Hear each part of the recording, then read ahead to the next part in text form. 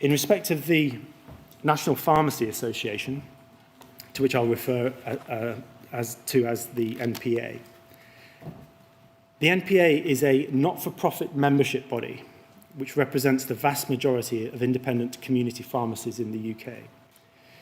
Community pharmacy is part of primary care, together with GPs, opticians and dentists, and it is most well known as a dispenser of medicines.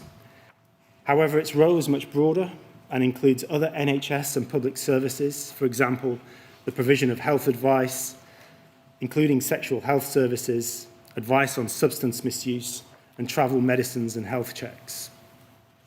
Community pharmacy also administers millions of flu vaccines every winter, the delivery of over 20 million Covid-19 vaccinations since 2021, and the provision of lateral flow tests. The type of pharmacies represented by the NPA are family-owned, community-focused businesses ranging from single outlets to regional chains, as distinct from national chains. Over 50,000 people, including approximately 15,000 pharmacists, work in the NPA's approximately 5,500 member pharmacies. The members of the NPA elect members to sit on the national board, with many NPA board members recognised nationally as leading clinical practitioners. The current NPA chair is an officer of the World Pharmacy Council, and other NPA members sit on working groups of the NHS and the General Pharmaceutical Council. Throughout the pandemic, community pharmacies demonstrated great resilience. They not only maintained the core service of the supply of medicines, which involves the supply of around 1 billion prescriptions every year, but they also increased the provision of expert medicines advice, with 98% of community pharmacies reporting increased inquiries about serious health conditions. The NPA has collected extensive testimony from its members about the impact of COVID-19, and the following account is typical of the commitment, sacrifice and resilience of NPA members in the delivery of their essential services. It reads, "My wife and I are co-owners of a single independent pharmacy. We are both pharmacists.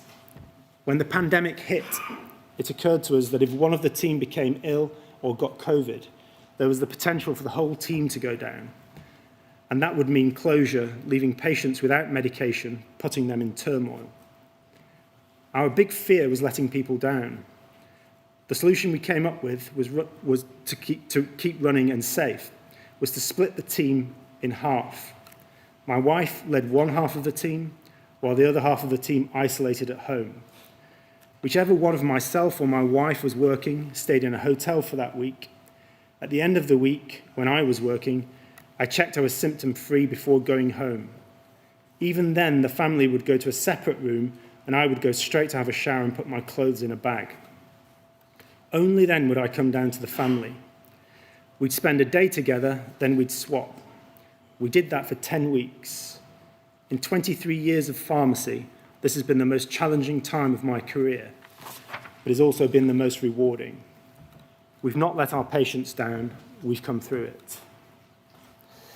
However, despite this central role in the delivery of NHS care, community pharmacy was often overlooked during the pandemic, and it was not given the support that it needed, including pharmacies initially having to source and fund their own PPE, with the NPA and others in the sector having to intervene to secure reimbursement of the cost.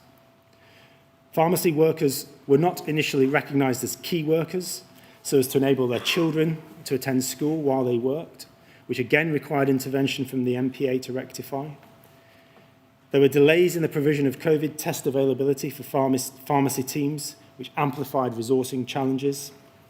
And perhaps most inexplicably, community pharmacy was initially excluded from the scheme announced by the Department of Health and Social Care in April 2020 to pay £60,000 when a health or social care worker died from COVID-19 in the course of frontline work. And it was only following challenge from the NPA that the scheme was extended to community pharmacy. Regarding the scope of Module 3, the NPA has suggested within its written submissions over 20 issues, including in the following broad areas: First, health inequalities and the needs of vulnerable patients. Here, the NPA suggests that this should include difficulties in accessing medication and the role played by community pharmacy in delivering medicines to large numbers of vulnerable patients in self-isolation.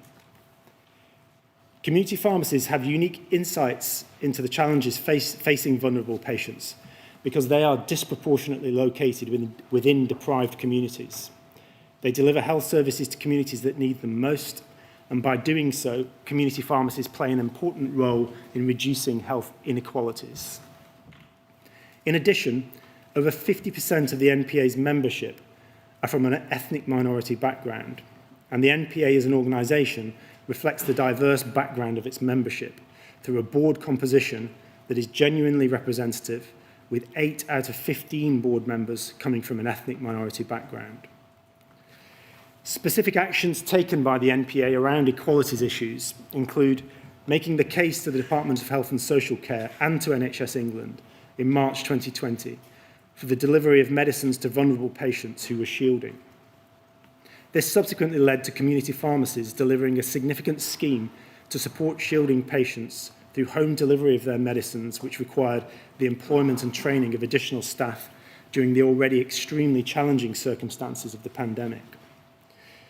The NPA also worked closely with the Home Office on the introduction of the Ask for Annie, spelt A-N-I, scheme, which gave victims of domestic abuse a way to seek help through their local pharmacy when other services were unavailable, which was voluntary and included providing access to private consultation rooms and undertaking additional training, again on top of already difficult and challenging working conditions. And it collaborated with charities and NHS England to provide Covid-19 vaccines to those with insecure NHS status, such as people without settled immigration status. The NPA would also suggest in this area that there is consideration within Module 3 of the contribution made by community pharmacy and other primary care providers during the pandemic to the health and social capital of the communities they serve. For example, the extent to which their role as a hub of the community was enhanced during lockdowns when other social contact was unavailable. The second area relevant to scope to highlight is the impact of medicine shortages and medicine price increases.